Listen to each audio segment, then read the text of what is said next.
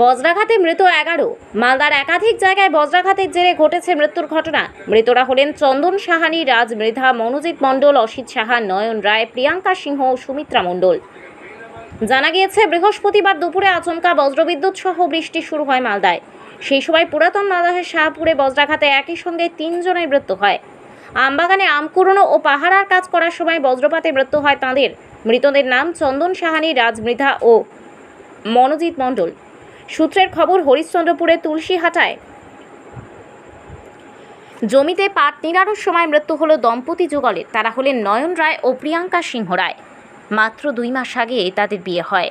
নববিবাহিত দম্পতির মৃত্যুতে হরিশ্চন্দ্রপুরে নেমে এসেছে শোকের ছায়া। বজ্রাঘাতে মৃত্যুর বিষয়ে মালদা জেলা শাসক নীতিন সিংহানিয়া জানান, বাজ পড়ে 11 জনের মৃত্যু হয়েছে মালদায়। মৃত্যুর ঘটনায় প্রত্যেক পরিবারকে জেলা প্রশাসনের পক্ষ থেকে 2 লাখ টাকা দেওয়া হবে।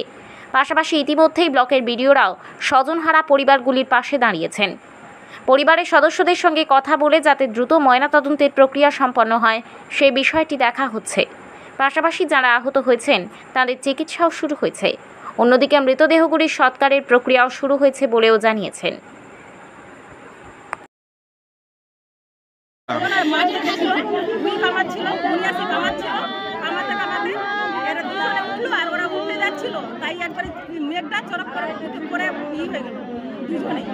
ওরা স্বামী স্ত্রী ছিল না? বলছো কতদিন আগে তাদের বিয়ে হয়েছিল?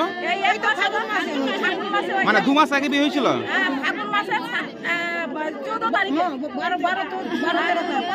বলছি যারা মারা গেল কি নাম ওদের? বলছে পরিবারের অবস্থা কিরকম, তারা কি করে, তারা দিন গুজরান করে?